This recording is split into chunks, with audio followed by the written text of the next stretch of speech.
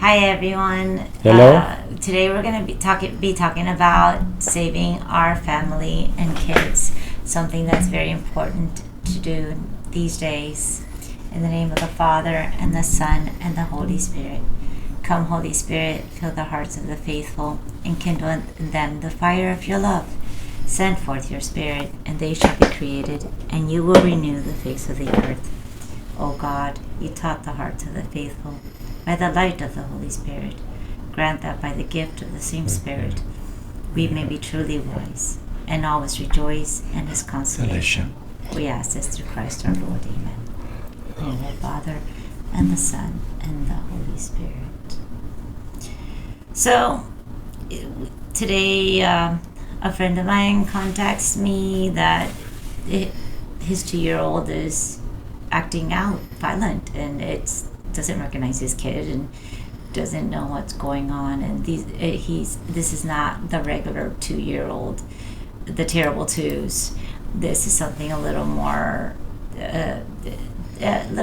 deeper than that, and it's mostly because we don't realize that to save our children we have to save ourselves. It starts with us, because the sins of the parents will be the sins of the children, or at least the children are collateral damage to the sins of the parents. And that's where generational curses come in. And the truth is that whether it be a toddler or a teenager or even a young adult, you can't always be there everywhere watching everything they do. It doesn't matter how many measures you put in to safeguard your kid. The devil is an opportunist, and he will try to seep in.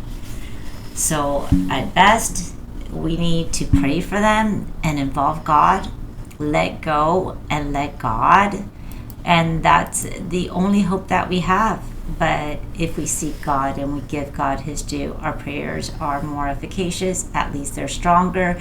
And although God hears everyone, it's more effective if we're doing the right thing.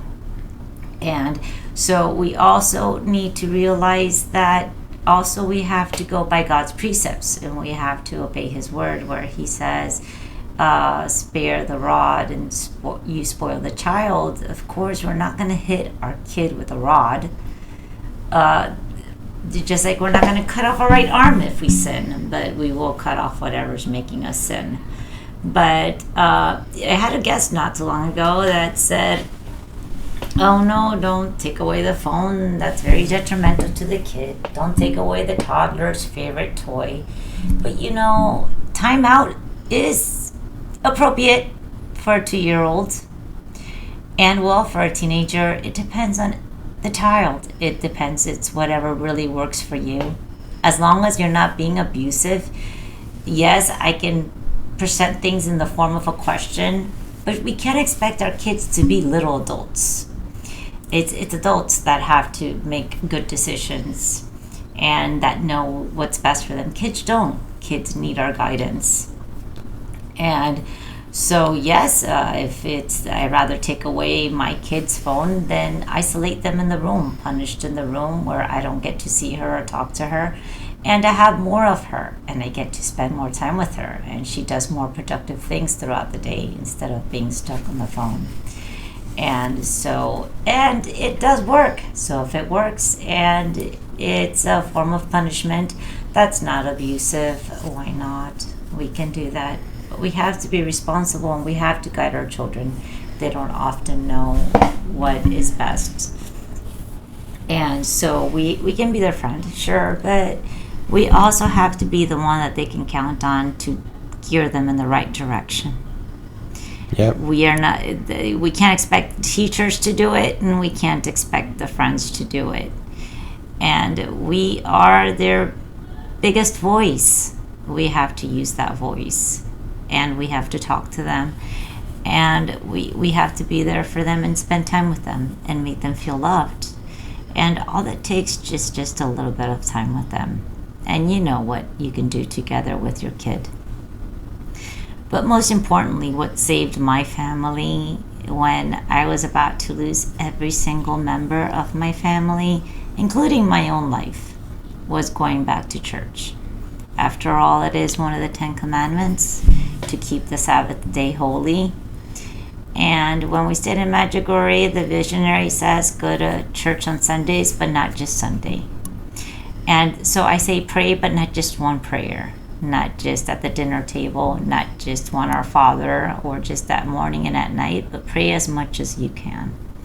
Or pray just more, a little more, because after all, imagine putting yourself in God's shoes, and that He's our creator, and we only think about Him for 2 or 3 minutes of the day, a couple of times a day, and He gives us 24 hours, 7 days a week. So yes, I safeguard at least a child that's still with us by taking her to church every day.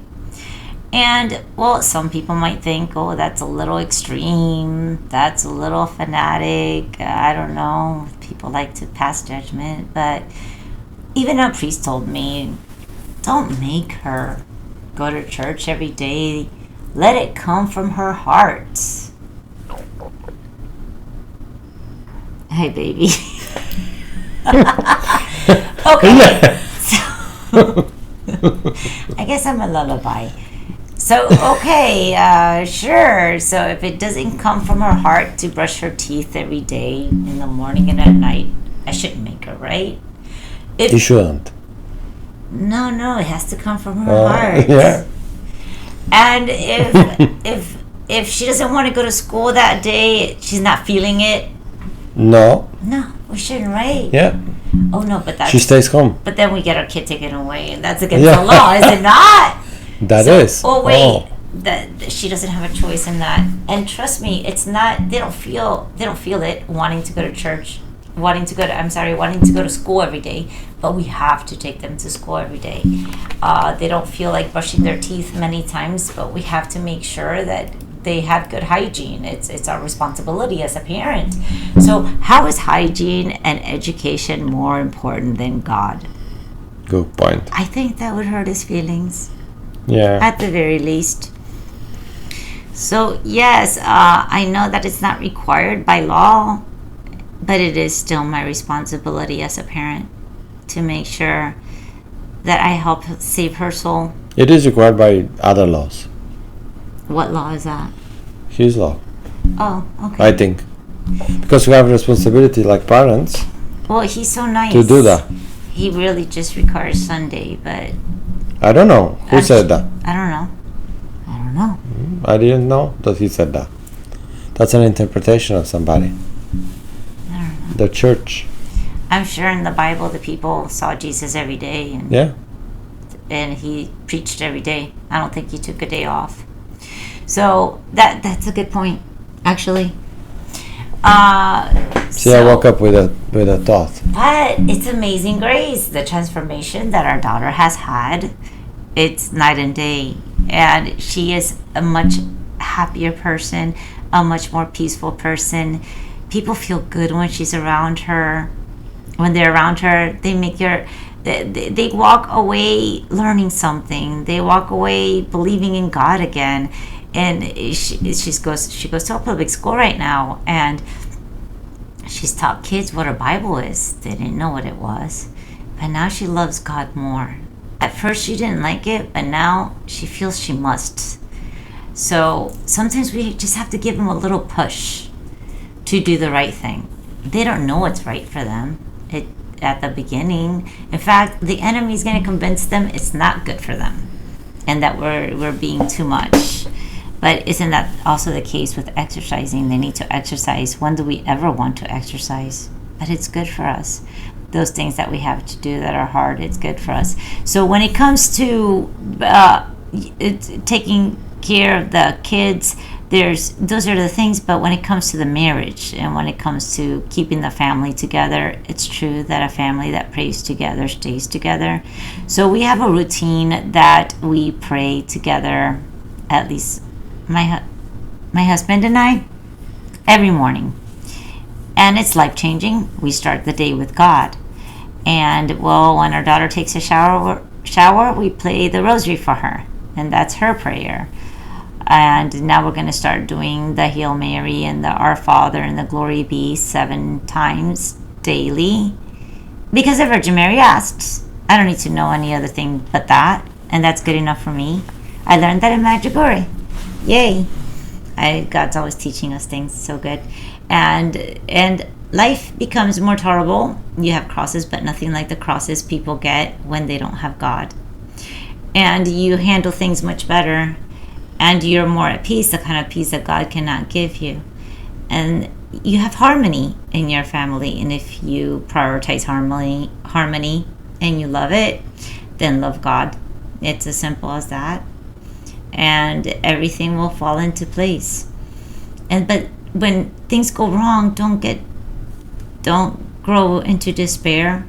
Don't feel sad if a kid goes astray or a child seems like a different kid, and what's happened to my kid, all this transgenderism and all this crazy demonic influence.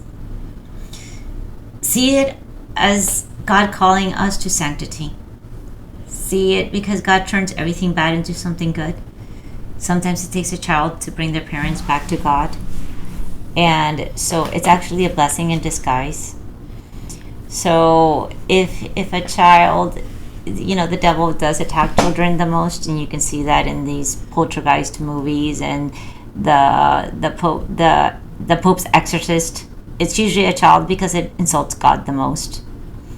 And the adults, the devil can more easily manipulate into going to hell, but the kids, it's not that easy, and so he tries to attack the kids.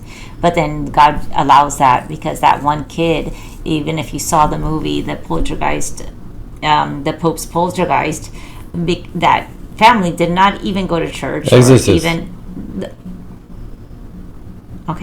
The Pope's Exorcist, thank you. That family did not go to church or even talk about God, and after their son was possessed, they did go to church and they did start praying. And then we went to Medjugorje, and there was a group for the youth that was addicted. And somebody asked, well, once they leave here, it's a 3-year program, once they leave here, do they relapse? How does it end up for them? And they said it's mostly successful, but those who relapse is because they stopped praying and they stopped going to church. So consistency is important, to always stay doing the right thing. And God will let us know when he's not happy, when we're not being consistent. Like the day that I woke up at 1:03 in the morning just for my machine to play at the same time Psalm 103 that said, don't forget my benefits. And then 3 hours later when I 103. And then when I wake up at 3 o'clock, when I normally wake, that same psalm repeats. And so now, impossible to be a coincidence. 103, 3 o'clock again, Psalm 103. So God will talk to us using the things of the environment, but you have to be willing to listen to his voice. You have to follow his precepts and walk his ways if you want to save your family and your kids. Yep. So, after all, we need God. Just surrender. Before anything else. Give it to him, and he'll take care of it much better than we could ever. Anyhow, guys, it starts with prayer. So, always do what's right. Be kind. You don't know what happens from one day to the next. Always choose love. I know it's hard. Temptations get in the way. But even if you fall, just brush yourself up and get back up and try again. Just don't continue sinning. And confess as soon as you can. Did you know that confession is more powerful than 100 exorcisms? If you think your husband or your spouse or your wife or your child needs an exorcism, just go to confession. That works even better. So just stay close to God. And don't ever lose hope. Keep the faith. And God bless. God bless.